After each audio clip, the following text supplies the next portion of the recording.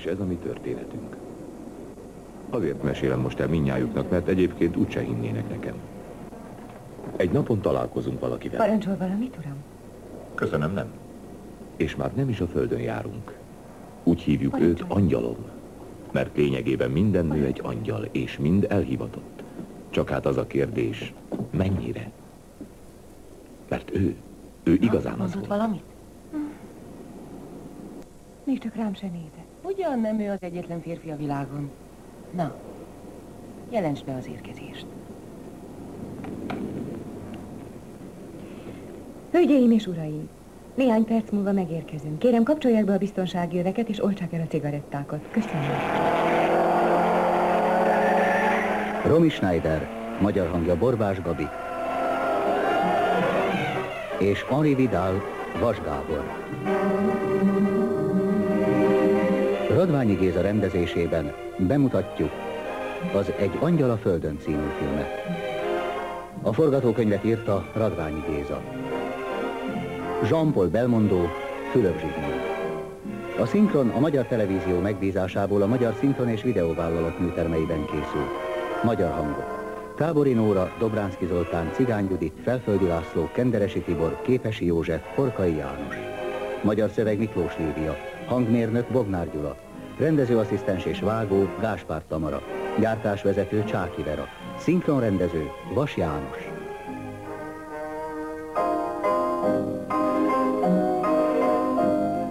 Fényképezte Roger Hubert.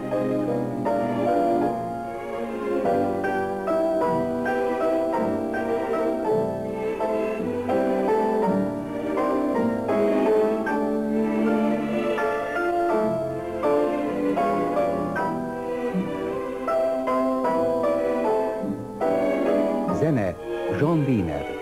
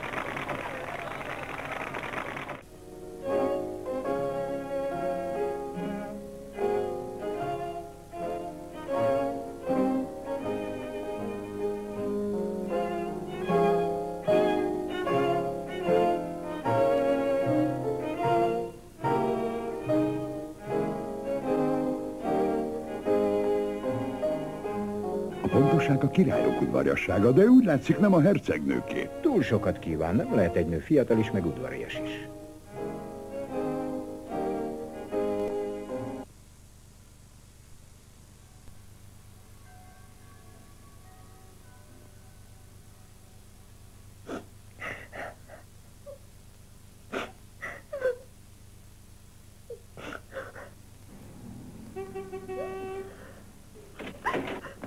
Megjött az autó, nem hallod, hogy dudál? Megint sírsz. Tönkre teszed magad, kislányom.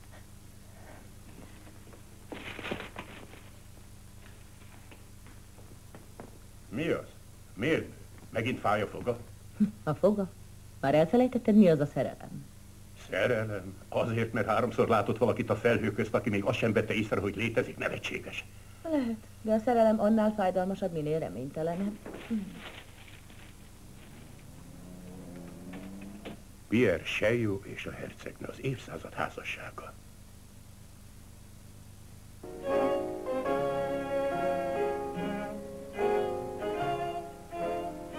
Mondja, kedves Kurelli barátom, nem aggódik a bajnokra miatt? Ez a házasság egy nappal a verseny előtt. Miért? Hát nem tudom, mit fog csinálni holnap egy kiadós nász éjszaka után. Pierre mindig tudja, mit lehet elhalasztani, és mit nem. Asszonyom.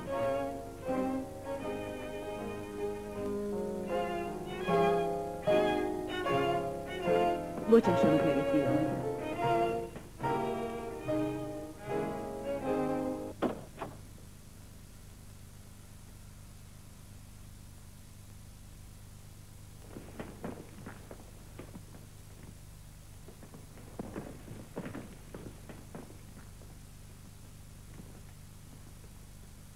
Jézusom, ne.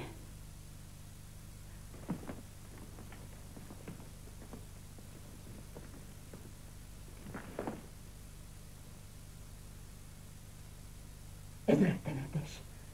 Úristen, micsoda botrány. Na és? Most mit mondjak nekik? Az unokahúgom elvesztette a józan eszét. Na és maguk hol voltak? Megparancsolta, hogy menjünk el, asszonyom. És képesek voltak egyedül hagyni. A kisasszony parancsának engedelmeskednünk. Egyszer is mindenkorra jegyezzék meg, hogy ebben a házban én parancsolok. Mondják meg a szakásnőnek, hogy küldje vissza a pezsgőt, és mindent tegye jégre, amit az uzsonnához rendeltünk. Ennyi pénzt kidobni az ablakon. Készüljenek fel, hogy 1 hónapig csak lazacot esznek.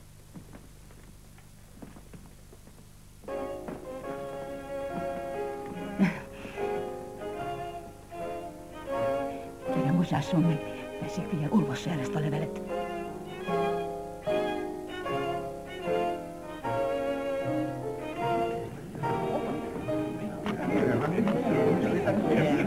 Engedjenek! Kamolják! Engedjenek!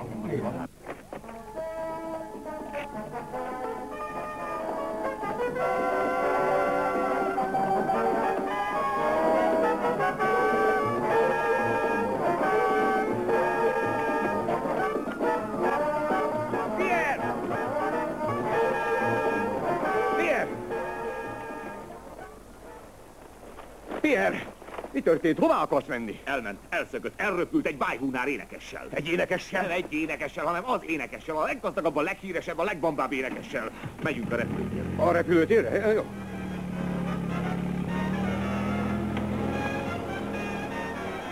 Figyelem, figyelem! Kérjük a Róma, Atén, Isztambul, Karacsi és Kalkuta járó utasai fáradjanak a 7-esen.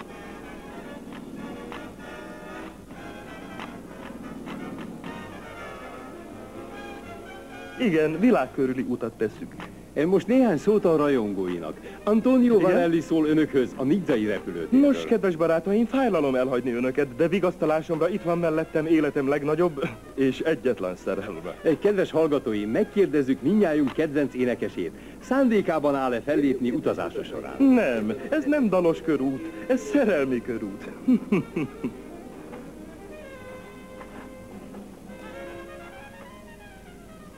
Bocsássanak meg, indulnunk kell. Viszlát, parancsolj, drágám. Ciao.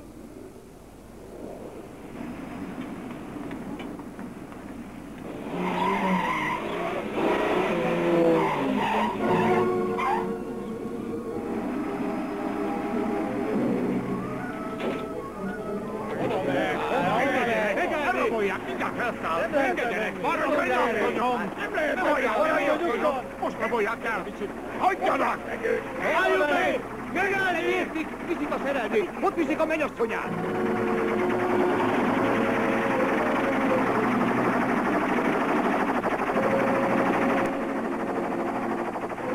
Megállni! Megállni!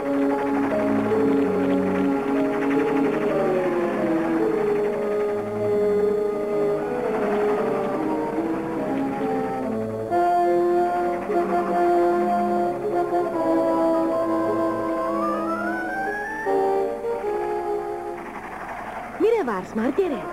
Hiszen ez ő. Mit csinálhatod? Miért viszik el a rendőrök? Indulnunk kell, gyere már!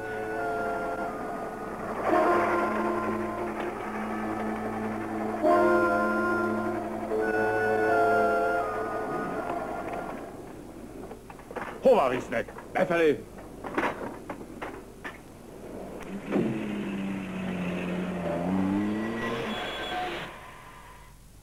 A közlekedési szabályok megsértése, közveszélyes gyorshajtás, erőszak a repülőtér személyzetének tagjai ellen, a hatóság minősíthetetlen sértegetése. Nagyon sajnálom a történteket, rendőrfőnök úr, és higgyel, Pierre ugyanígy érez és bocsánatot fog kérni. Maga az apja? Az apja? Nem vagyok az apja, hiszen már megmondtam, hogy ő a legjobb versenyzőm, és ha bezáratja, elveszítjük a versenyt, és ha elveszítjük, nem hozhatom ki a legújabb modelemet, és fölköthetem magam az első fára. Csak kösse, az nem az én dolgom. Az én dolgom, hogy az ilyen rendbontókat bezárjam. Csak azért csináltam, mert szerelmes. Maga mit tenne, ha a felesége megszökne egy férfival? A feleségem? Egy férfival? Tegyünk pontot a dolog végére, kifizetek mindent. Kártalanítom a repülőtéri alkalmazottakat, a rendőröket, aki csak akar. Meglátjuk, mit tehetünk. Mióta volt nős ez a szerencsétlen? A mennyasszonya 5 perccel az esküvő előtt ment el. 5 perccel előtte? Azt hiszem, ennek a fiúnak nem a börtönben a helye.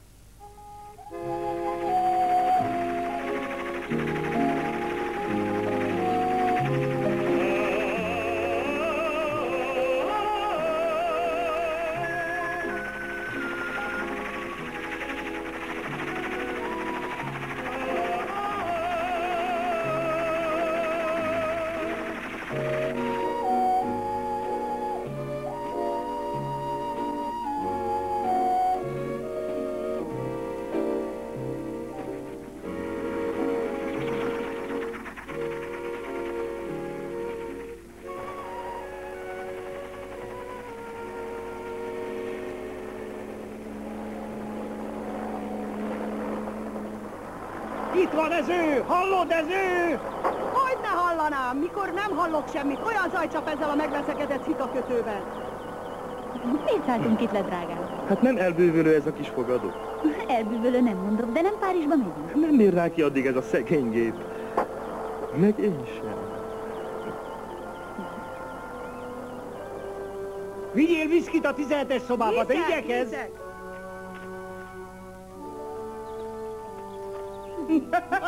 Csak hogy itt van, legyenek üdvözölve!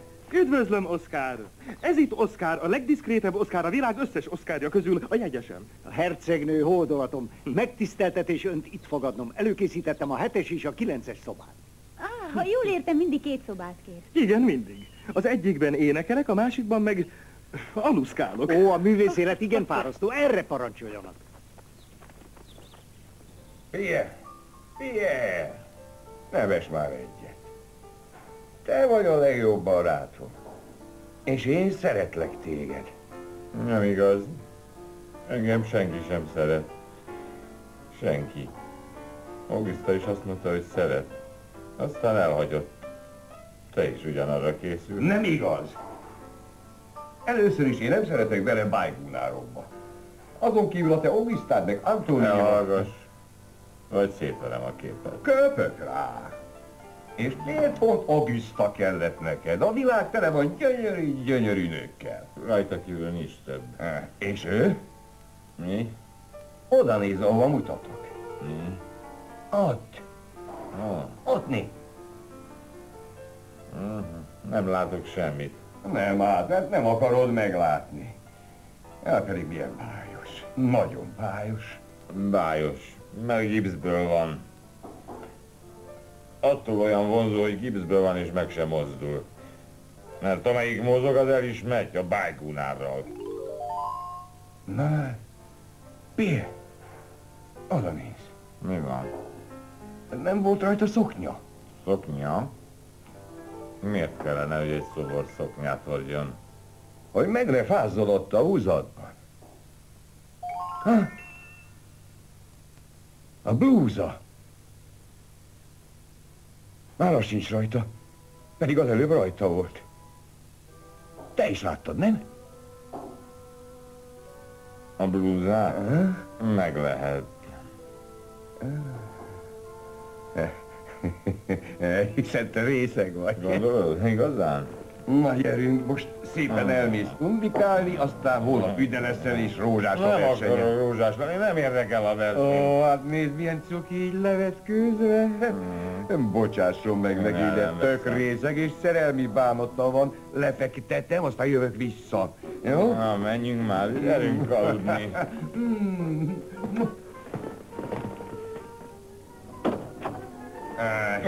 Ez az én szobám. Nem hagylak magadra, fajtás. A főnök megmondta, ne hagyja magára, nehogy butaságot csináljon. Milyen butaság? Azt én nem tudom, de nem hagylak itt. Na gyere, ígyunk még egy búcsúkortyot, he? De szóda nélkül, mert a szóda nagyon egészségtelen. Gyere, fajtás, egy nagy pohár, és egy kis pohár a kis Michelnek. Most már tűnj el. Nem hagylak magadra, nem hagylak magadra. Itt fogok aludni, látod? Mert a főnök azt mondta, ne hagyja magára. Én majd elalszom, ott te meg itt. Mert a főnök azt mondta, Michel, ne hagyja magára. Úgyhogy én nem hagylak magadra. Mert a főnök azt mondta, ne hagyja magára. Azt mondta a főnök, hogy ne hagyja.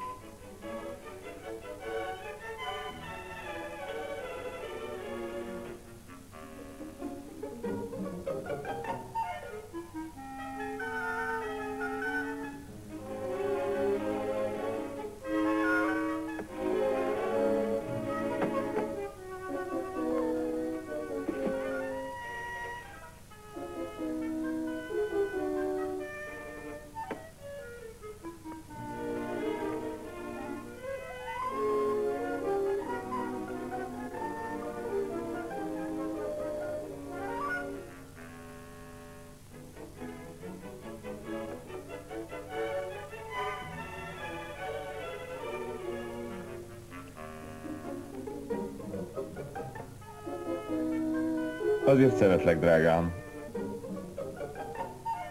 Azért szeretlek.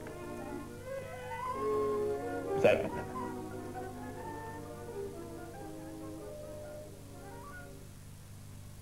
Amikor a levelet olvasod, már messze leszek tőled. Engem megöl a szerelem. Légy boldog, felejts el engem, Pierre.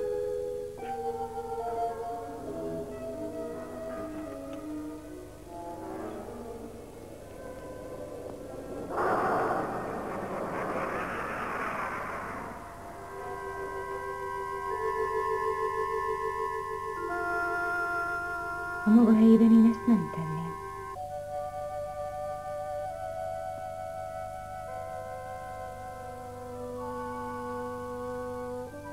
Ki maga?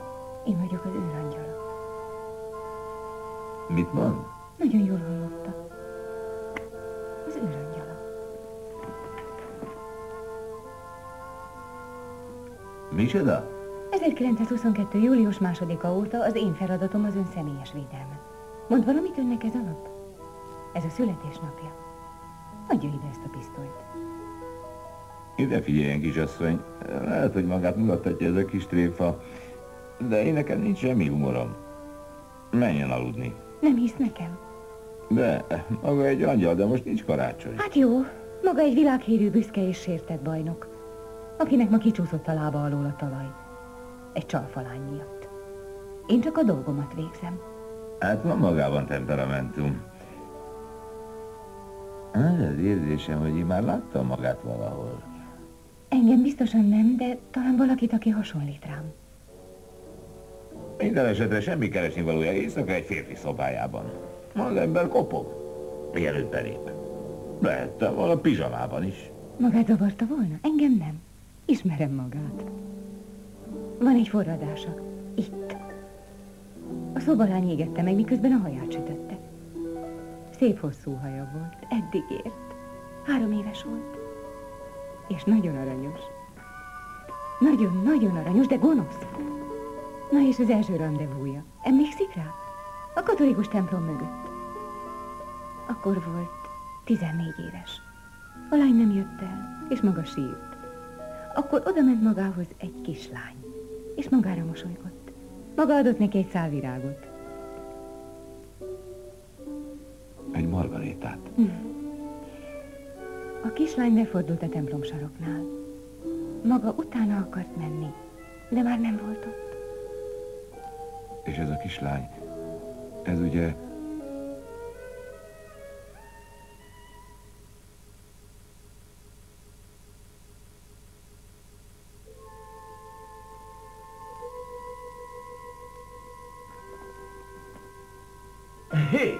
Hé, ébredj föl, hallod? Michel, nyisd ki a szemed. Mondd csak, látod? Mit látsz ott? Mit látsz? Jól. Ott, a másik szobában. A másik szobában? A másik szobában? Semmit. Az én világon semmit. Hány olyat látsz? Hány? Hát 6. Részeg disznó.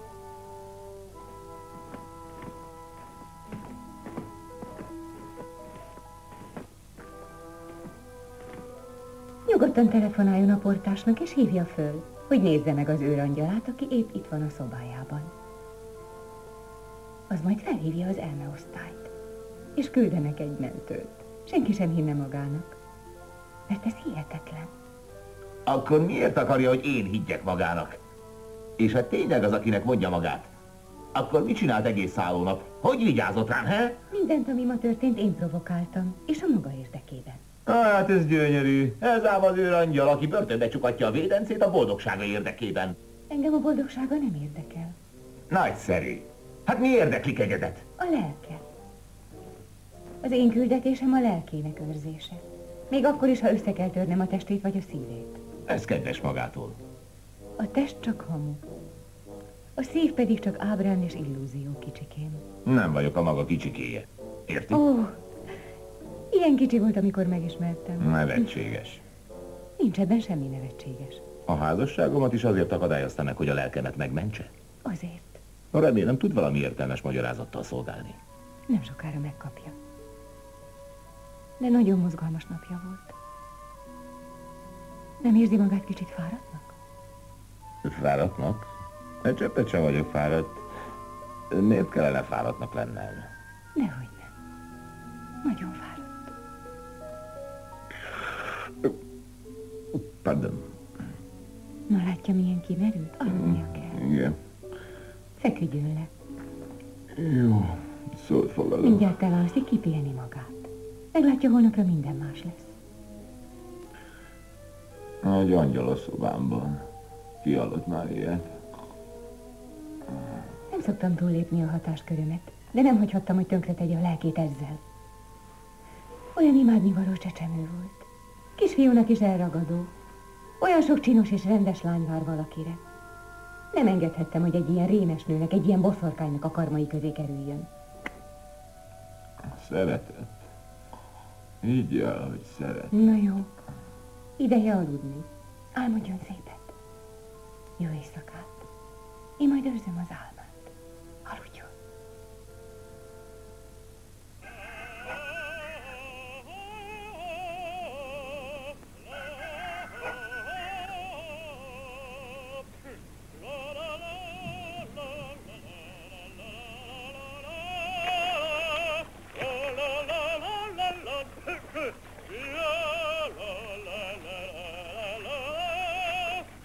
Könyörgök, hallgattassa el valahogy, szétreped az apád. Kérem, elnök úr, ez teljességgel lehetetlen. Két ok miatt is dalolnia kell. Először is, mert híres énekes, másodszor pedig, mert ma reggel különösen boldogan. Mindnap szöktetett meg egy hercegnő. Micsoda, elrabolt egy hercegnő? Ó. Az újságok máshol sem írnak, csak a hercegnőről. Ha érdekli önöket, ott van. Hol az ott? Pierre Chéillot menyasszonya. A nagy autóversenyzőjé. Vele kellett volna nászútra mennie. De ez a dalos madár levette a válláról a terhet.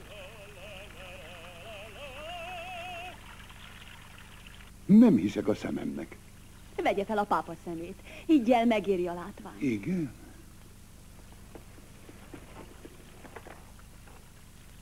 Azt hittem, már el is felejtett. Bocsásson meg, ma reggel a szokottnál rozsdásabb a hangom. Na, Oscar, hívja föl nekem Monte Carlot, az Hôtel de Paris Monte Carloban. És kérje, monsieur, ne kérjen senkit, szóljon nekem. Igen, uram. Megbocsát, szerelmem, hamarosan visszajövök. Az üzlet, ugyebár?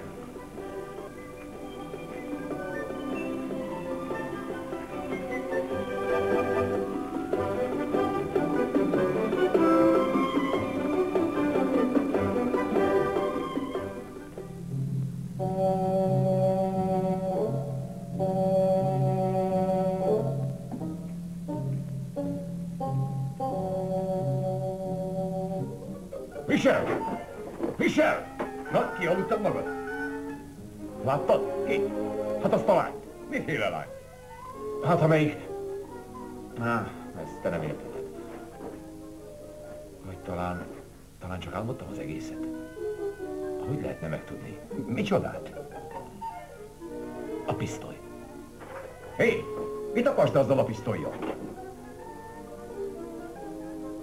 Te vetted el? Mi a felérek az nekem? Akkor igaz. Ő volt. Ő vitte. Mit vitt el? És kicsoda?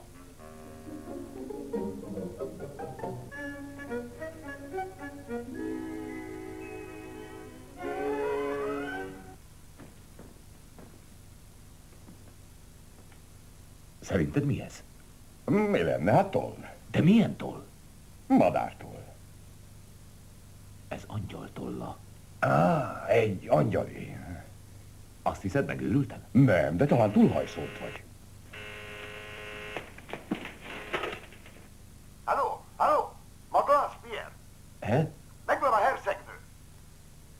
Mi? A harcias kakasban. Itt legyezik a kertben. Mi van? Harcias kakas. Én? Nem, ez egy fogadó a Napóleon úton, és az éjszakát ott töltötték kettesben. Le vagyok és fel vagyok szarvazva. Érted? Hát ez várható volt. Ha én egyszer azt a fickót elkapom, én úgy megdolgozom azt a dalos torkát, darabokra szedem, esküszöm.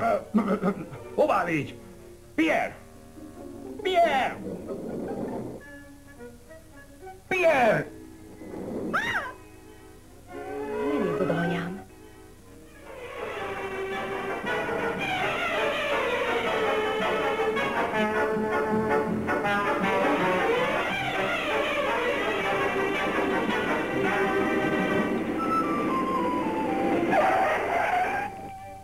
Megint maga? Maga tehet róla. Ahogy egy percre egyedül hagyom, már is őrültséget csinál. Mi köze hozzá? Pusztán csak annyi, hogy felelős vagyok magáért. Na kicsikém, eluntam a tréfát. Éjjelző, csak hagyján. Hát fényes nappal a maga kisdedveséje, az már nem megy. Szóval még mindig nem hisz nekem. Mit tegyek, hogy meggyőzzem és higgyen nekem? Semmit. És semmiképpen nem most. Hagyjon már, hadd menjek. Akkor hinne nekem, ha valami csodát tennék? Csodát? Hogyan? Nos hát, ha akarja, az első autónak, amelyik erre jön, így csinálok, hopp, és elröpül a szeme láttára. Elröpül? És miért? Hát csak úgy. Miért ne? Ez egy hülyeség. Az autó nem arra való, hogy röpüljön, hanem hogy guruljon. És ha az enyém röpül el, hagyjon már, hadd menjek. Kérem, adjon egy utolsó lehetőséget. Nézze, már jön is egy. Maradjon, mindjárt meglátja. Elszámolok 3-ig, és a szeme láttára fog felszállni az égbe. Figyeljen! 1, 2, 3.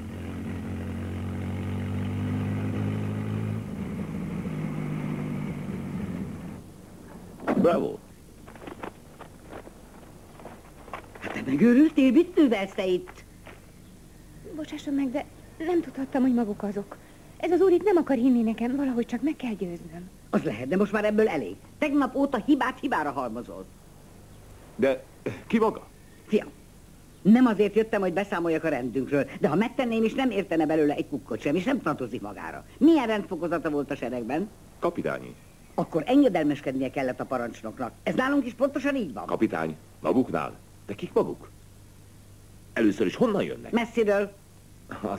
Azt már gondoltam, ezzel a modorral csak is idegenek lehetnek. Fiam, nekem 495 ország szokásait kell ismernem, s ugyanennyinek a nyelvét, de ez sem tartozik magára. Gyerünk, indulj! De...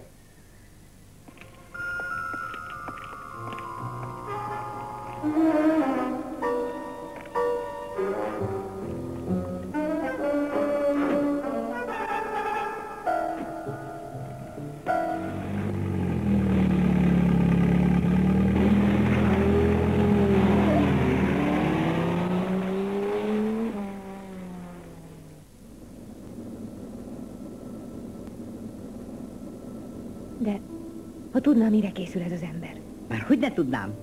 Úgy kell neki. Ha valaki így mértékben rabja a hiúságának, azt úgysem tudjuk megmenteni. És ez az, amit úgy hívnak szabad akarat. De most nem is annyira róla van szó, mint inkább te rólad. Mit jelentsen ez a maskara? Ez az egyenruhája. Kinek az egyenruhája?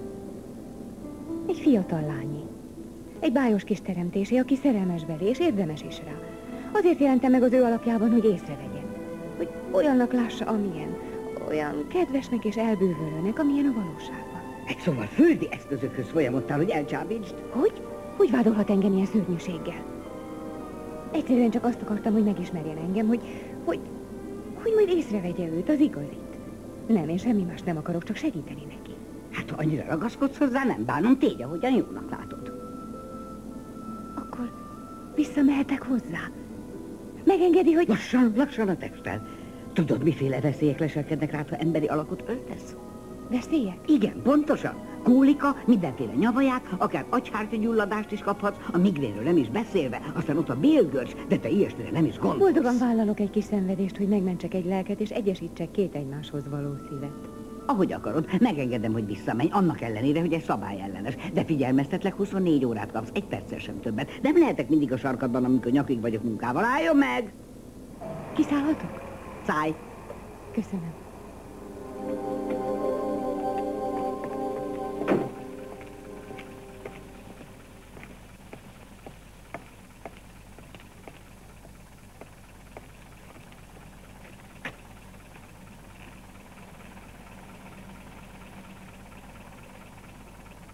Egy, kettő, 3. No nem, ezentúl nincs hókusz-pókusz. Az emberi lények 2 lábon járnak. Ha utol akarod érni, akkor futás utána, értetted? Hogy fussak egy autó után? Sosem érem utol. De nem bánom, kivételesen segítek, de most utoljára. Mit szólnál egy kis műszaki hibához? Pillanatilag ez tűnik a legjobb megoldásnak. 1, 2, 3.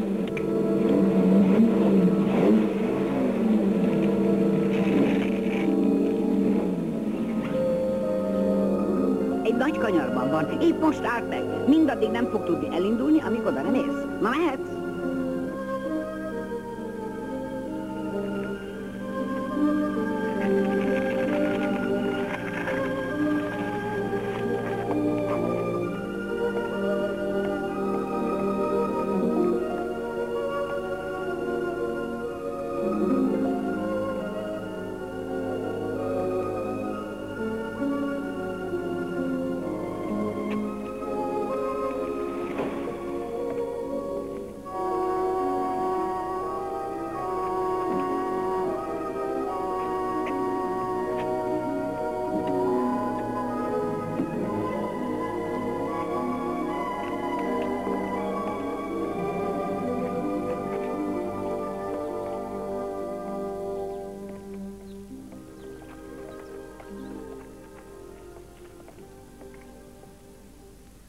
Látom, baj van a kocsijával. Segíthetek valamiben? Hogyne, főleg, ha ért a motorhoz. Ha az igazat megvalva nem sokat, de... Mire való ott az a kis gomb? Az az indító gomb. Elindítja a motort? Kellene neki.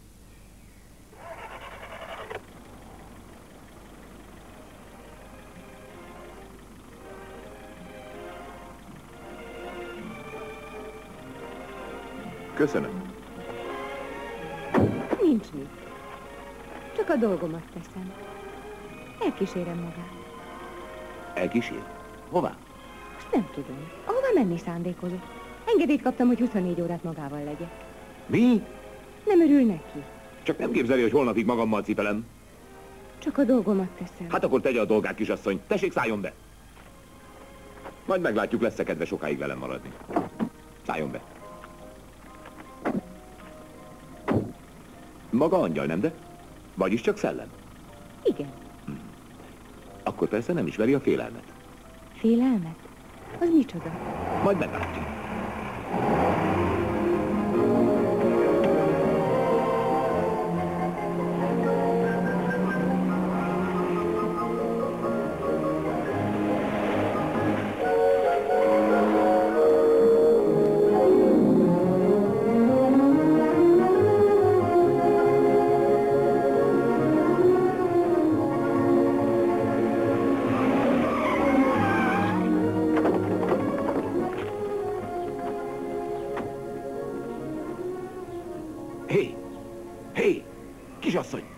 Kisasszony!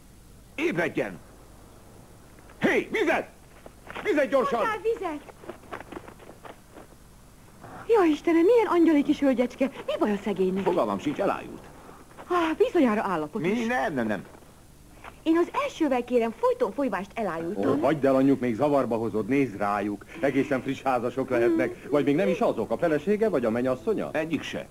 Ő az angyalom. Az angyala. Az. Milyen szép is a szerelem. Elhallgass, tudod is te azt?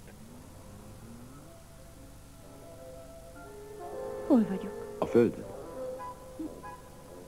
De mi történt velem? Mégiscsak fél. Azt hiszem, igen. Valami baj van? Nem jól érzi magát? Egészen elgyengültem, és nem tudom mit, de valami furcsább, szokatlant érzek. A szíve? Nem. Itt. Olyan, mintha valami mardosna. Mondtam én, hogy állapotos a drága. Ó, hiszem vékony, mint a nátszál. Lefogadom, hogy csak éhes. Éhes? Lehet, hogy nagyon rég nem evett. Lehet, hogy tényleg éhes volnék. Én még sose ettem semmit. Kipróbálhatnám? Ki? Hogyne? Hol lehet itt ebédelni? Itt nem messze. Van egy jó kis vendéglő, szerelmesek. Nagyszerű, köszönöm.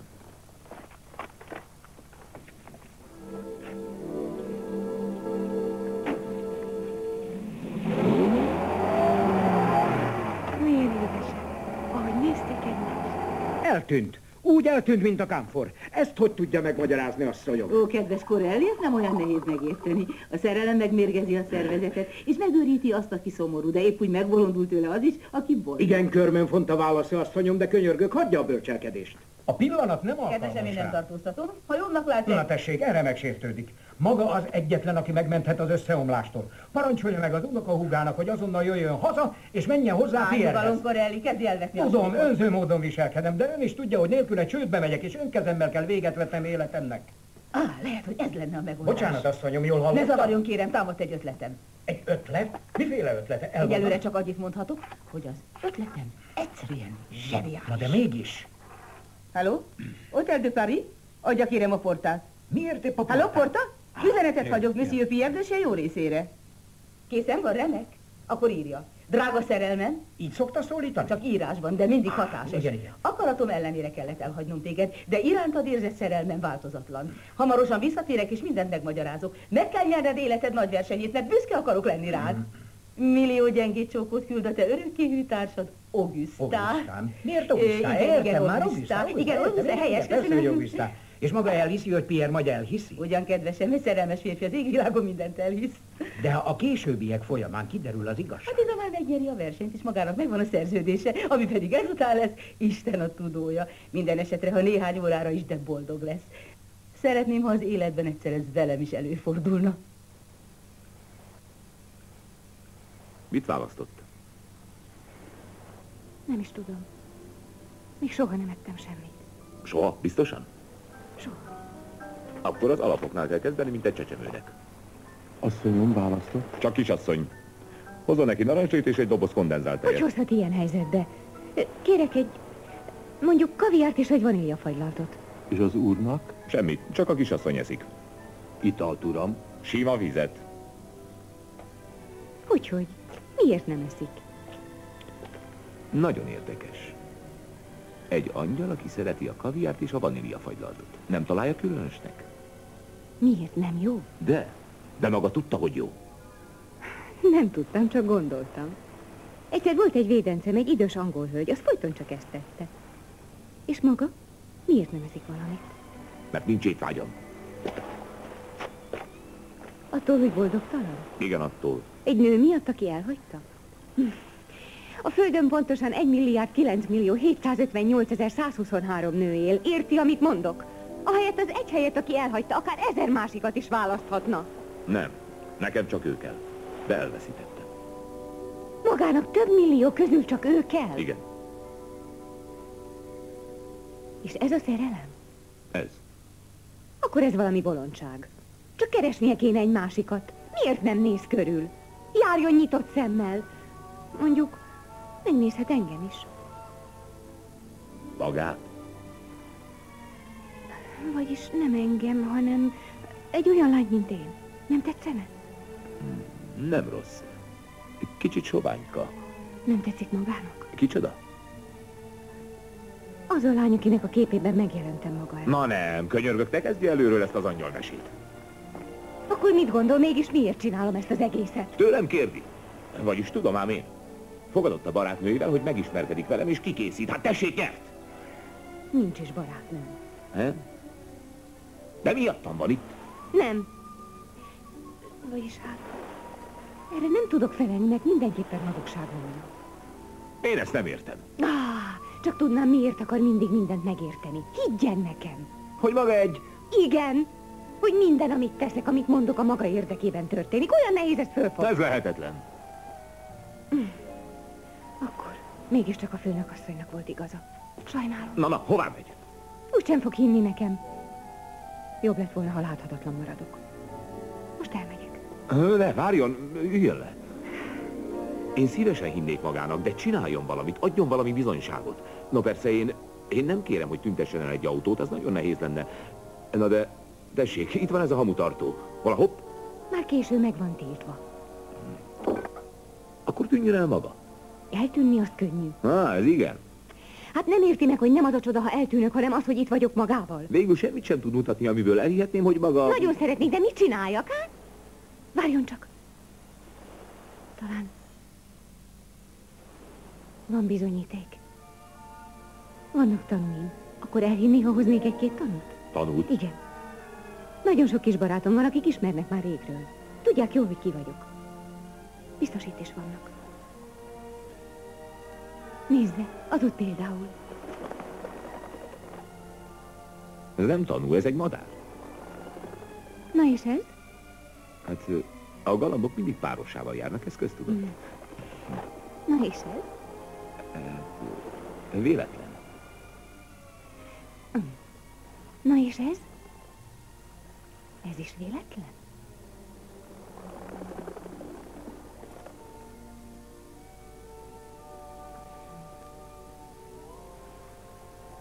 Ez is véletlen?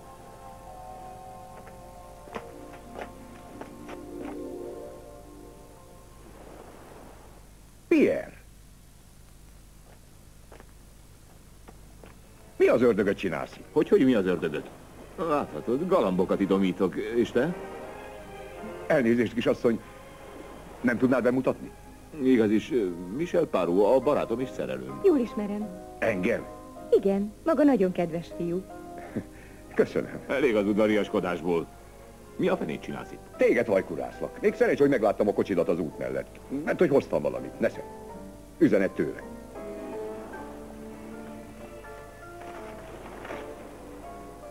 Hát én megyek is. Beindítom a járgányt, és odakint várlak, he? Helyes, indítsd, de majd megyek. Tessék, olvassa. Látja, mégiscsak szeret. Na nem, én ezt nem hiszem el. Azon ő nem szereti magát. Jobb, ha nem folytatja. Lehet, hogy angyalnak tökéletes, de a halandók dolgaihoz semmit se konyít. Viszontlátásra. Sőt, adjö. Mi van már megint? Itt valami fáj. Nyissa ki a száját. Ez bizony egy fog. Micsoda? Egy fog. Mi van vele? Én tudjam, talán túl sok süteményt evett. Nem igaz, tudja jól, hogy ez nem igaz. Akár igaz, akár nem, így nem maradhat, elviszem. Hová? A fogorvoshoz. No, ha belegondolok, hogy maga egy angyal rosszabb, mint egy boszorkány, na jöjjön, jöjjön!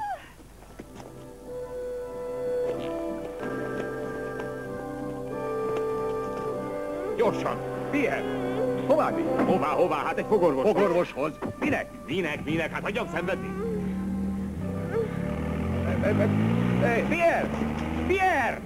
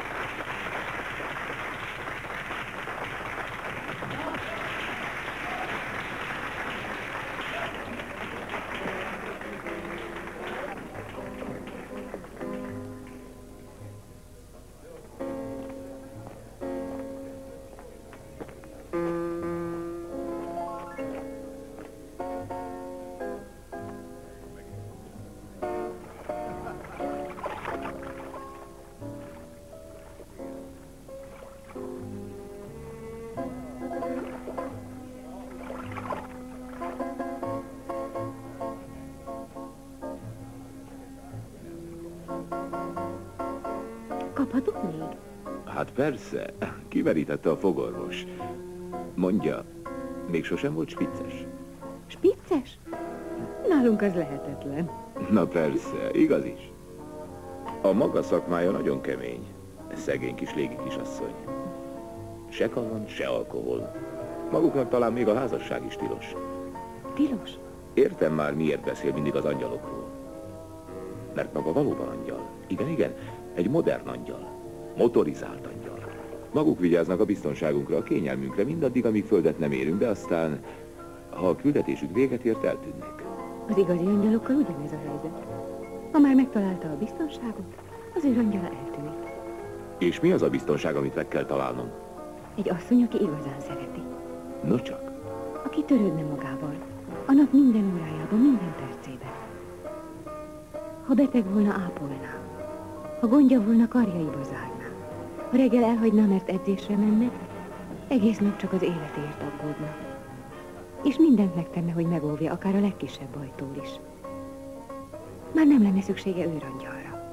Érti már? Nem egészen. Pedig olyan egyszerű. Akit igazán szeretnek, annak nincs szüksége őrangyalra. És mi lesz a szegény, fölöslegessé vált angyalokkal? Hogy mi? Beosztják őket új védencek mellé. Akik naívan azt képzelik, hogy a földön minden halandónak joga van a szerelemhez. Ó, szegények. Pocsék egy szakma, igazán nem irigyelem. Nem is irigyelni való. Adjon még egy kis pezsgőt. Nem. Eleget ivott angyalom. Csukja be a szárnyait. Jöjjön, táncoljunk.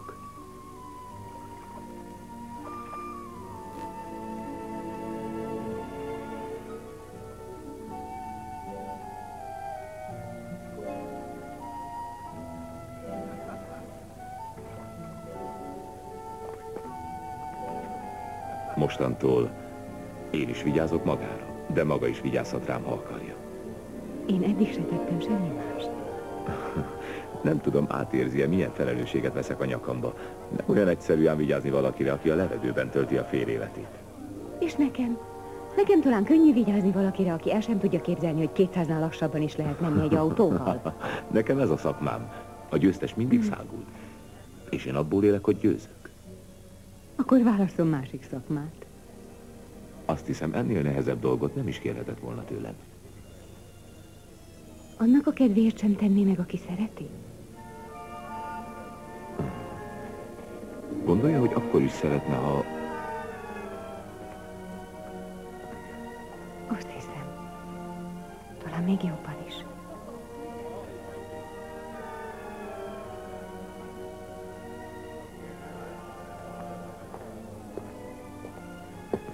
Parancsoljon, asszonyom, mit kíván? Kívánni? Én nem ismerem, mit jelent ez a szó. Sajnálom, asszonyom, de ez az asztal a vendégeinknek van fenntartva. Kötelességből vagyok itt. Talán az egyik is betegét gardírozza? Úgy van. Egy rendkívül súlyos esetet.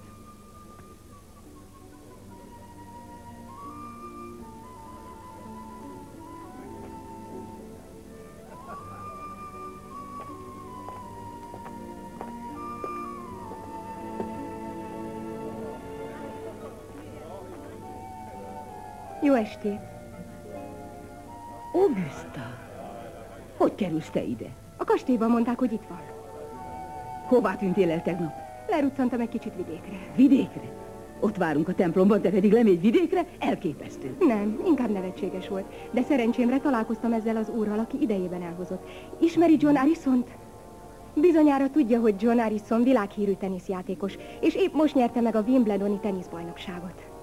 Kérem, tiszteljen meg bennünket. Nem lehetséges, hogy már egyszer ütögettünk egymásnak Biarritzban? I don't understand. És mondhatom, csúfosan lebögtem. Nem emlékszik rá? I don't understand. Cigarettát?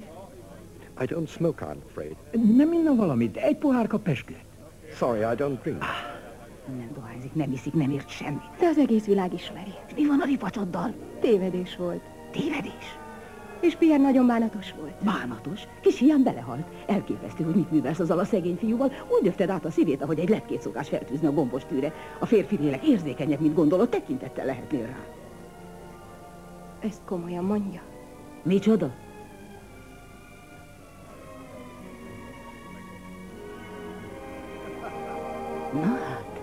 Na Barátom megy minden határon.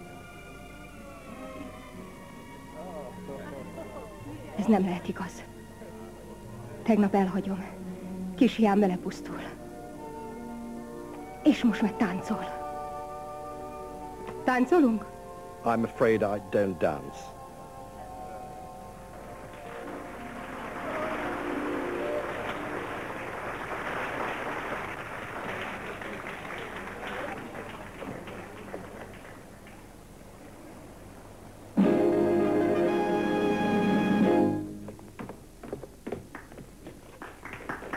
Hölgyeim és uraim, következzék az est fénypontja, a mágus Kohinoor.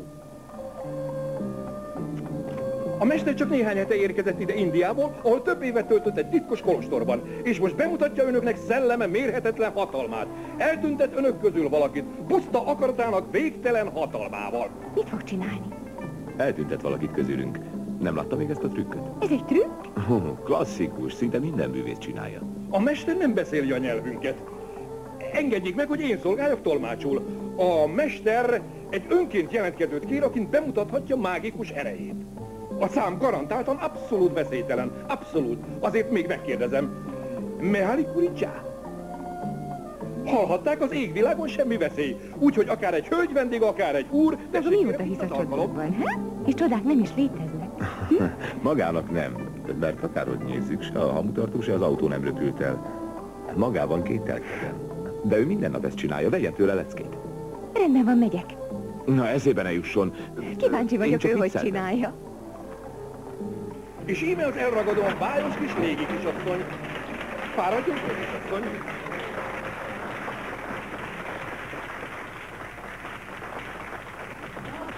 Kisasszony, itt várja kegyedet, ez az aranyozott kis házikó, tekintse meg. Nincs mitől félnie. Foglaljon helyet. Ugye nem fél? Félni? Ugyan mitől? Mitől kellene félnem? Attól, hogy hamarosan eltűnik. Én csak egyszerűen kíváncsi vagyok, maguk hogy csinálják ezt a trükköt. Meg fogja látni, és mindenki meg fogja látni. Hölgyeim és uraim, pár perc, és egy hihetetlen jelenség tanúi lesznek. A mester megszabadítja önt földi porhüvelyétől. Kisasszony, kérem, koncentráljon. Koncentrál? Koncentráljon.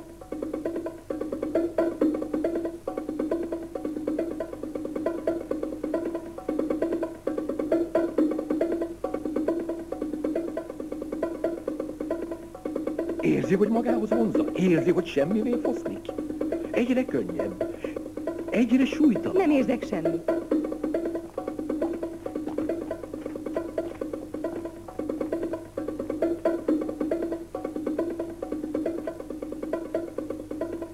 Gratulálok. Maga? Igen, én vagyok. Néhány órára ott hagyom, csak hogy egy kis friss levegőt szívjak, és amikor visszajövök, egy másik karjaiban találom. Később elmagyarázom, üljön le. Mi van magával? Hát nem látja, hogy éppen el akarják tüntetni. Régóta ismerem ezt a trükköt, de mindig is utáltam. Szegény barátom. Maga tényleg elvesztette az eszét. Az könnyen lehet. Jézusom! Kérem, üljön vissza. Nem. Itt kell maradnia, üljön csak vissza. Mindjárt vége. Koncentráljon. Már csak érzéki csalódás. És már semmi. Semmi. Semmi.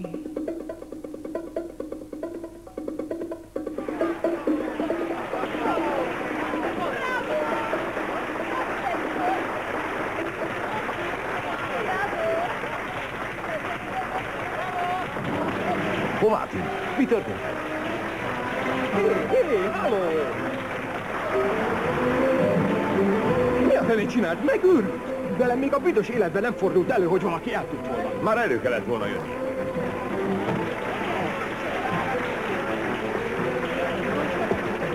Hol van a lány? Nem tehet róla! Ugyanúgy csináltam, mint más. Csak azt nem mondja, hogy csoda történt. Nem röpülhetett el csak úgy az égbe. Itt mi van? Csak az ő. Egyszerűen eltűnt. Nem érdekel, ha nem szerzi vissza magát, semmi nem van, megértette? Nyugalom! Ha nem adja vissza, azonnal szétterem a pofáját. Hová dugta? Kérem, utoljára kértem. Hagyják a pofáját! Jöjjön a pofáját! Na, Ed, funny gag.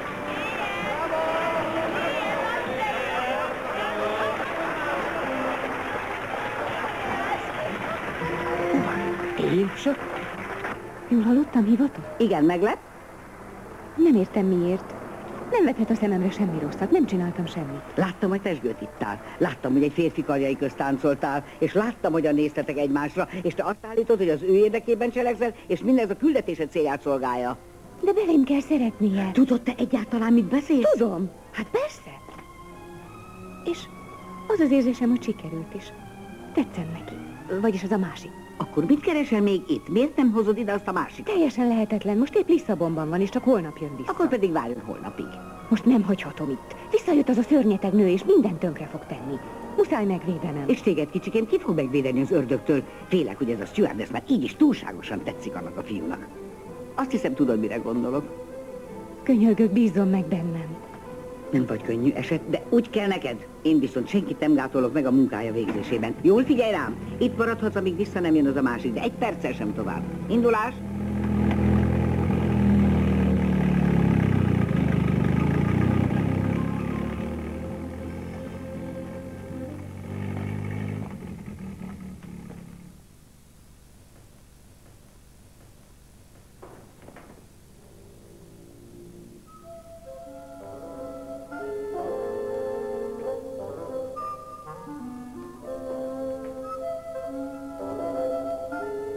Mit csinál itt?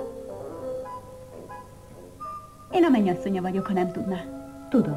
Beszélt magának róla? Igen. Bizonyára sok rosszat mondott. Minden oka megvolt rá szegény fejének. Milyen jogom mert ide visszajönni? Milyen joga meri ezt kérdezni? Maga nem szereti. És maga? Én kötelességből szeretem. Én vagyok az őrangyala. Na hát, igazán kedves ötlet. Csak az a baj, hogy nem túl eredeti. Mindnyájan őrangyalok vagyunk. Mi lenne szegény férfiakkal, ha nem lennénk mellettük csip-csup ügyeikben, mélységes gondjaikban? Engem más nem érdekel, csak a boldogsága. Ez igazán kedves. És mit kínál neki, hogy boldoggá tegye? Egy odaadó szívet és egy tiszta lelket. Szépen hangzik. Nagyon szépen. De kissé komolytalan, nem gondolja? Komolytalan? Igen. Olyan, mint maga. Nincsen súlya. Ahhoz, kedvesem, hogy elhitessük a férfiakkal, hogy boldogok. A lélek és a szív. Csak apró részlet. Annyi bizonyos, hogy nem ér föl ezzel. Ezzel? Miért mi ez? Maga csak egy emberi lény, semmi több. Igazán tudhatna a kémiából, hogy az emberi szervezet nem egyéb, mint 60 liter víz, meg némi porkeveréke. Maga is csak az. Megnyugtathatom, hogy amikor ő a karjaiba zár, egyáltalán nincs az az érzése, hogy vizet meg port ölel. A karjaiba? Azt gondolta, nem tudja, mire használni? Talán magát még nem ölelte meg?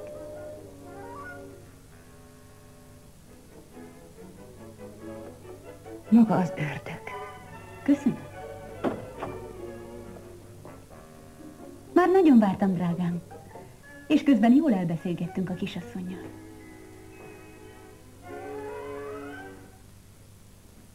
Angyalom, annyira féltem, hogy... Értem, aggódott? Igen. Féltem, hogy elveszítem. Miért nem gondolja, hogy ideje volna aludni küldeni ezt a kislányt? Jó estét, Augusta. Megható. Igazán megható.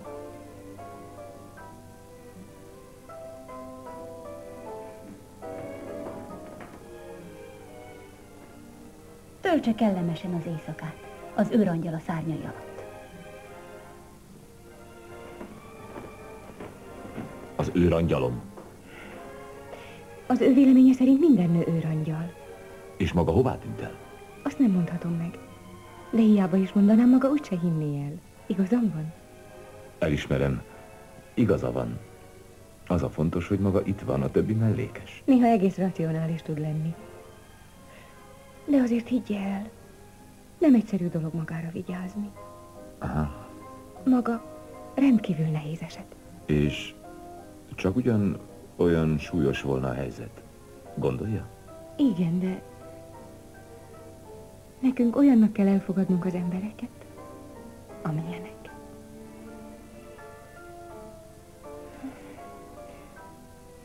Mi van magával? Rosszul van? Semmi. A pezsgő? Lehet. Ezt csinálja. A pezsgő. Talán. Azt hiszem, jó lenne, ha lepihenne egy kicsit. Ha? Ez a földi élet olyan kimerítő. Nos, hát akkor jöjjön ide. Feküdjön le. Így. Jól van. Pihenje ki magát. Meglátja, minden rendben lesz. Így. Olyan gyengéd és kedves. Mindig tudtam, hogy gyengéd és kedves. Most pedig mindjárt elalszik. Szép nyugodtan. Elalszom? Igen. És szépet fog álmodni. Rólunk, kettőnkről. Kettőnkről? Igen. És az álma igaz lesz. Mert itt maradok és vigyázok magára. Kettőnkről. Aludjon.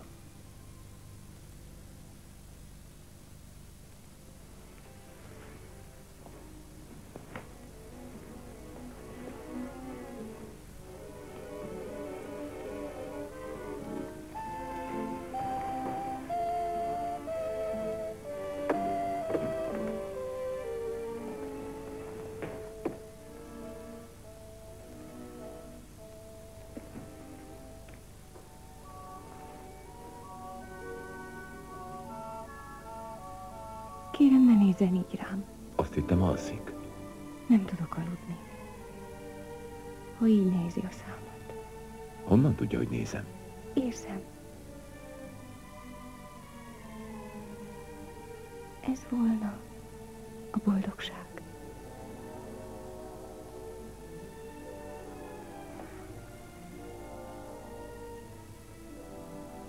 Szeretem.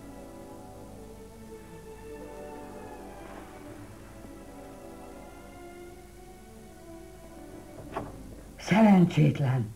A pokol küszöbén fekszel az ördög karjaiban. De hogy képzeli, hogy így rám tör? Hogy mer beleszólni? Úgy, hogy rám tartozik. Azt már ne kívánja, fiam, hogy veszni hagyjam az angyalomat a maga puszta kettelése miatt. Kifelé? Ne menjen el.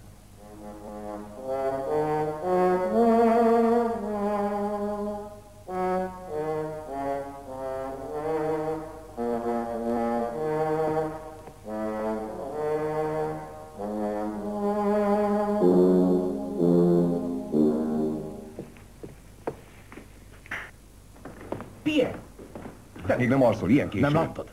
Nem láttam senkit. Kit kellett volna látnom? Képzeld, már megint eltűnt. Ja, az a kis szűk, aki a bárban vetkőzött. Jaj, ne idegesíts már, egyszerűen nem tudom elhinni, hogy... Mit nem tudsz elhinni? Hát ide figyelj. Ha egy nő bemenne a szobádba és azt mondaná, én vagyok az őrangyalod, mit gondolnál, he? Semmit. Az biztos, hogy semmit. De ha a saját szemeddel látnád, aztán eltűnne, megjelenne. De mégis, mit gondolnál az egészről? Ez valami tréfa, pajtikám. Angyal? Az angyal nincs is. Te vagy az első, aki angyalt látott. És miért jött el hozzád? Hát azért, hogy megakadályozza, hogy elvegyem Augusztát. Hát ez nem is olyan rossz gondolat. Sőt, egyáltalán nem rossz gondolat, már csak. Igazad van. Nem akarja, hogy feleségül vegyem Augusztát. Vissza fog még jönni, gyere! Most mi lesz vele? Az nem érdekes. De veled? Veled mi lett volna, ha nem állítom meg az eseményeket idejében? Mintha nem mondtam volna 100-szor. Minden perc, amit rápazaroltál, elfecsérelt idő.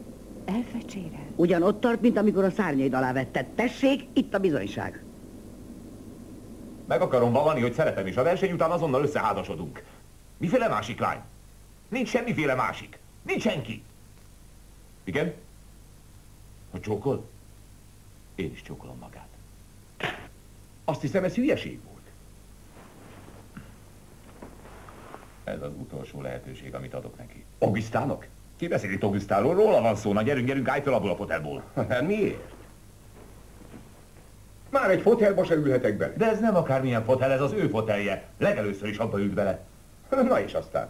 Mit mondjak neki, ha mégis megjelenik? Hová ültessem le? Szóval mégis hiszel a csodákban. Én nem, de ő igen. És ha mégsem jelenik meg? Te az ember vagy, és sárba akarod tiporni a boldogságom. Most figyelj.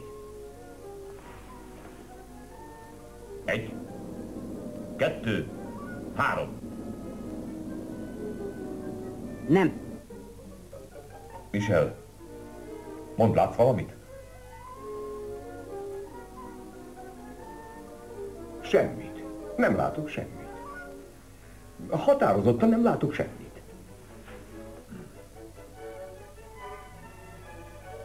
Hát jól van. Te akartad, nem én. Még néhány perc és kezdődik a verseny. Óriási küzdelem lesz, a világnagyságok küzdelnek. A 18-as kék autóval Thierry Lascal, a 43-as pirossal François Costard, a bretányi nagyesélyes.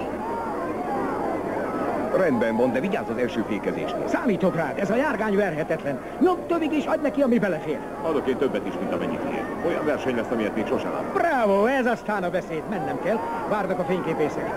Csak nem akarod összetörni magad egy hülye ugratás miatt. Teljes gázzal megyek. Ha tényleg az őrangyalom, tegye a dolgát. Negyed óra múlva kezdődik a verseny, és nincs őrangyala. Az az ő baja. Könyörögve kérem, engedjen vissza mellé. Nem? Keresd meg a stewardesst és vidd oda neki. Ennél többet nem tehetek érte. Én a stewardess, az lehetetlen. Én nem mehetek oda. Ha én megjelenek előtte, egész biztos, hogy azonnal elájul. Ellenkezőleg, ha meglátja a hasonlását, azonnal érteni fogja, hogy nem valami tréfáról van szó, hanem természet fölötti jelenségről. Ha muszáj megyek, de kérem vigyázzon rá, ha még nem vagyok itt. Én? Egy autóversenyzőre? Az én koromban te megháborodtál. Ilyen meglassult reflexekkel? A maga korában? Bár ilyen lennék majd, ha ennyi idős leszek. Igazán? Ki nem állhatom a hízelgést. Hát jó, megteszem, ami tőlem telik. Na, már meg is érkeztünk, indulhatsz, lányom. Köszönöm, és kérem, ne téveszte szem elől egy pillanatra sem. Jó, nem téveztem. Igyekezz már, mire vársz?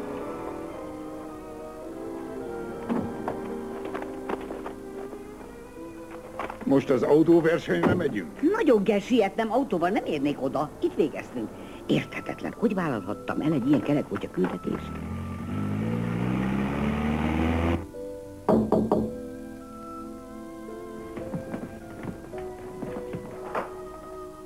Ja, Istenem, csak hogy itt vagy.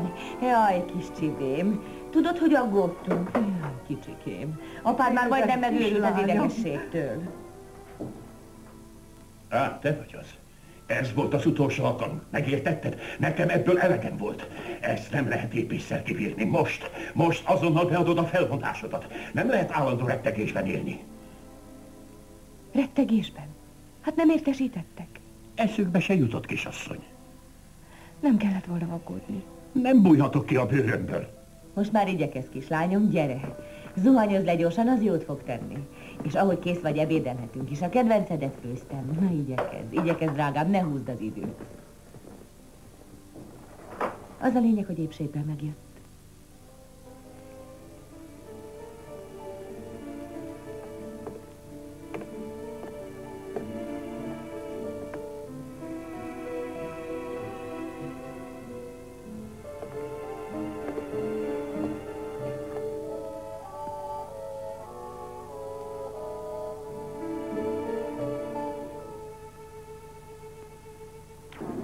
Figyelem! Még néhány másodperc, és kezdődik a Monte Carloi Grand Prixért folyó hatalmas küzdelem.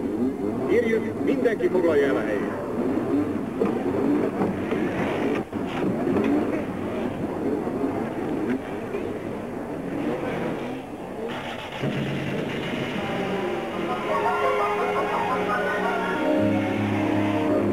Látták ezt a szédületes indulást? Ez a Pierre egy felegyere. Ne gyerek meg!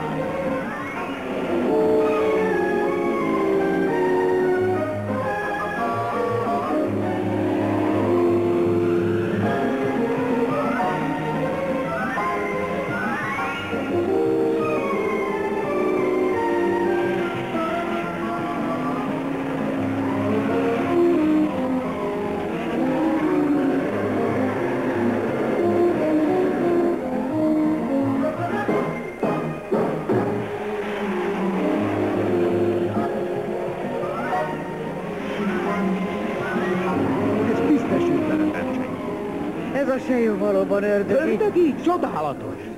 Nem és nem. Ez rettenetes, nem látják, hogy el van szabva? Itt is. Szörnyű. Így el, hercegnőnek, semmi baj. Nem semmit, szűk a dereka. Nem értem, csak azt nem mondd, hogy tegnap óta meghisztál. Jaj, nem tudsz vigyázni? Tessék! Asszonyom, megérkeztek az edészek. Helyes. Mondja, barátom, a kisegítő pincérek itt vannak? Hogyne, asszonyom, éppen a löncsöt készít. Helyes. Ja, még valami. Derítse ki, hogy a pezsgő miért párolog olyan gyorsan. Tegnap vettem észre, hogy már 14 üveggel kevesebb van, pedig még nem is volt meg az esküvő. Ma sem lesz esküvő, azt garantálom. Ebben a ruhában nem állok oda. Azt már nem. Ma férhez mégy. Akár farmerban, akár bikiniben, akár egy krumplizsákban, de ha addig élek is, ma férhez mégy. Torkig vagyok már a szeszélyeiddel. Azt a kevés időt, ami még hátra van, szeretném békében leélni. Még mindig semmi hír.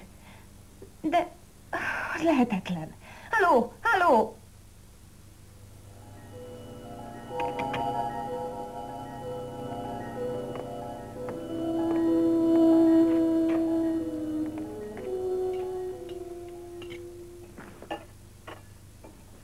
Gyere, drágám, ülj le. Bocsássatok meg, nem vagyok éhes. Hová mész? Volnál szíves és nem? Minek kiabálsz? Elmek és kész. Megőrít, tisztára megőrít. Nyugalom, papa, nyugalom. Ülj le szépen és edd a retket. Ne idegeskedj. Edd a retket. Edd a retket. A versenyt még mindig Pierre Sejó vezeti. Védületes iratban veszi a kanyar, soha nem látott tempót diktál a vetélytársaknak. A kanyarban a 34-es számú versenyző megpróbál szertenni egy kis előnyöt. Küzdelem igen erős. Pierre Sejó messzire elhúzott a mezőnytől, de a második és harmadik helyért kemény küzdelem folyik. És itt jön Robert Nagyé, aki még mindig tud újítani. Vakmerően vágja le a kanyart, és sikerül megelőznie a második helyért küzdő Műhijét. Áldász harc folyik kettőjük közt. Mi? Igen, igen. Jó, köszönöm. A torony még mindig nem tud semmit. Késve indultak a rossz idő miatt. Ezen a területen mindenütt nagy vihar volt. A rádiójuk elkezdett recsegni, és megszakadt a kapcsolat. Lehet, hogy eltörött az antennájuk. Félek, hogy ez több, mint egy antennatörés. A gépnek már réges-régen meg kellett volna érkeznie. Lehet, hogy elkanyarodtak Dél-Afrika felé, hogy ott szálljanak le. Ha így van, akkor mikor érnek Nizzába? Lehet, hogy már reggel, de lehet, hogy délután. Akkor mindennek vége. Vége. Semminek sincs vége. Miért? Csak nem ő van a fedélzeten. Nem, ő éppenséggel a földön van. Pedig aki a földön jár, annak csak a lábára kell vigyázni. Az nem a mi dolgunk. Karnagy úr, kérem, nagyon figyeljen! Miért jelt adok magának, elkezdenek játszani, érthető? És játszanak megállás nélkül, mindaddig, amíg újra jelzem adok, rendben van. Igenis, asszonyom. Maga pedig kirenyisse az ebédlő ajtaját, amíg a szertartás véget nem ér, különben nem marad egy gram kaviár sem. Igenis, asszonyom. Nem látom a polgármestert, hol van? Az autóversenyre ment, asszonyom. Hogy azt hiszeni, hogy azonnal idejön, mihelyt vége a versenynek. Előbb lesz itt, mint a vőlegény.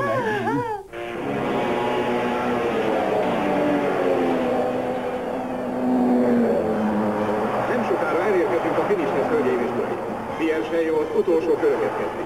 Szerelője méri az időt, és biztosak lehetnek benne, hogy szenzációs időt mutat. Minden idők legjobb eredményét éri el ez a fiatal versenyző. Minden kockázatot vállal a győzelemért. Halált megvető bátorsággal szágult el a szemünk előtt. Gyorsan! Halló, igen. Megcsinálták? Nagyszerű. Hozzák le gyorsan, sokan várják. Hol van most a gép? Mikor száll le? Figyelem! Az Isztambul-Párizs 912-es számú járata néhány percen belül. Mennyi a várakozási idő? Mint máskor. Igen, de mennyi? Esküszöm, mintha nem is nálunk dolgozna. Nem ismeri a saját cége szokásait. Dehogy is nem, csak elfelejtettem. Jaj, ne haragudjon! Ezek a lányok. Uram, nem tudna elvinni Monte Carlóba? Sajnos nem, meg kell várnom a Lisszaboni. Könyörögve kérem, vigyen el, nekem ez élethalál kérdése. Egy fiú, fogadok. Igen, egy fiú. Ennyire oda van, érte? Ennyire? Az más, miért nem ezzel kezdte?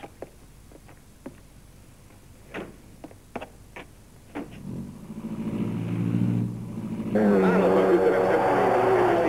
A versenyzők nem ismernek se félelmet, se fáradtságot. Pierre Sejó, akinek győzelme már biztosra vehető, mágnesként vonta a mezőt. Mögötte másodként mindenki legnagyobb meglepetésére Guy Rodier zárul 4-es számmal, szinte az utolsó közül küzdötte föl magát. Azután a 8-as számú versenyző Maurice Bélin. Fantasztikusan szoros a mező.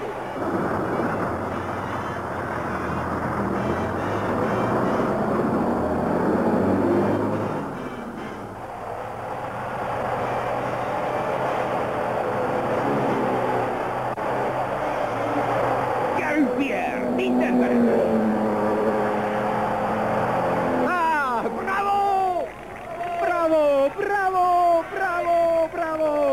Bravo!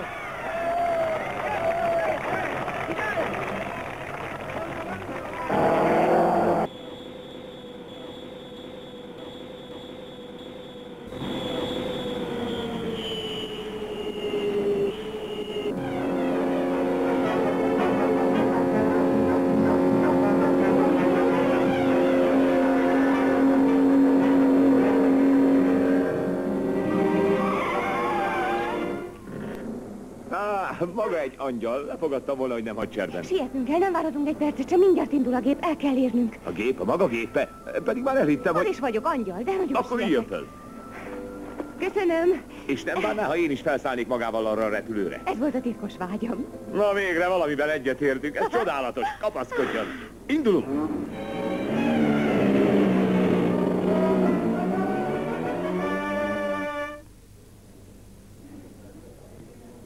A polgármester úr!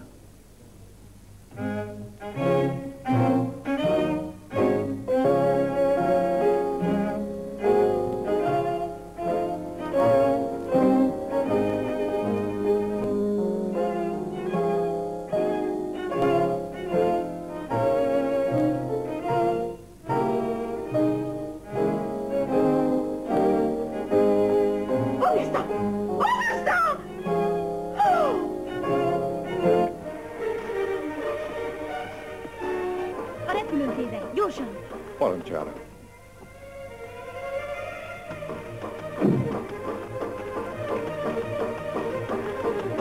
Hajtson, ahogy csak tud.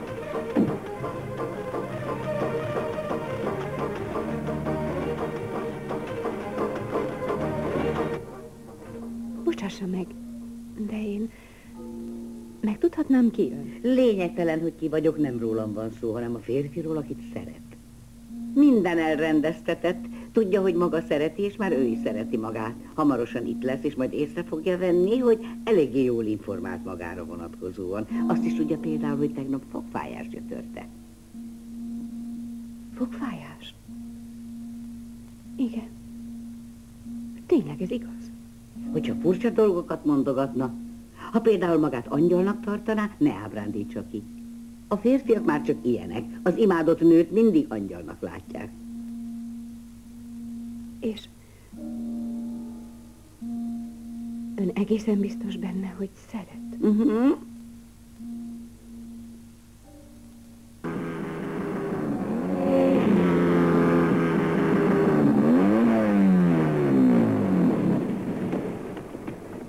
Figyelem, figyelem! A Párizsba induló 132-es számú járat utasait kérjük, fáradjanak az indulási oldalra. Köszönjük! Kérnék egy jegyet. És hová, uram? Hová? Párizsba. Párizsba. A nevét szabad. Pierre Chaillot. Most itt kell hagynom. Csak menjen előre. Mi baj van? Most miért vág ilyen szomorú arcod, amikor tudja, hogy 5 perc múlva fent találkozunk a gépen? És soha nem hagyjuk el egymást. Mondja már, mi a baj? Uram, a jegye? Mit fizetek? 18 000.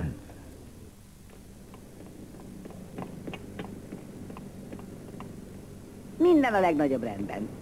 Gyere!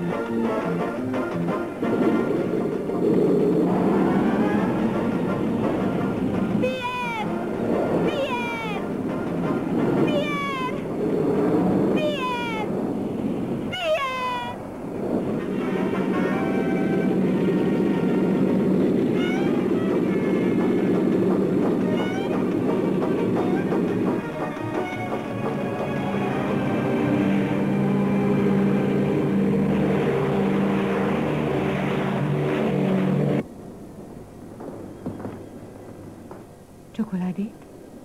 Köszönöm. Csokoládét? Thanks.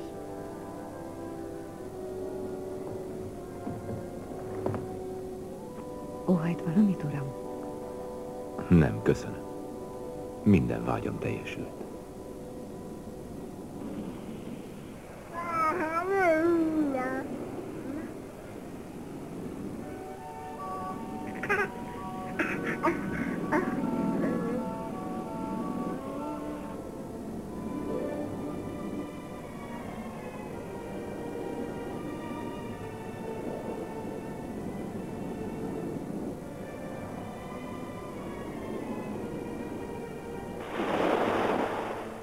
Ennyi? Lányom, letelt a 24 óra, nem igaz? Elfelejtetted a rendtartást. 4-es pont. Mosolyogj? Egy angyalnak mindig minden körülmények közt mosolyognia kell. Igen, tudom. Nagyon helyes. A sejó küldetés véget ért, de itt a következő. Ugyanilyen lelkes munkát követelő feladat. Igen. Na hát akkor szedd a lábad, mire vársz? Megyek. Végtelen bölcs az úr, ezúttal egy nőről van szó.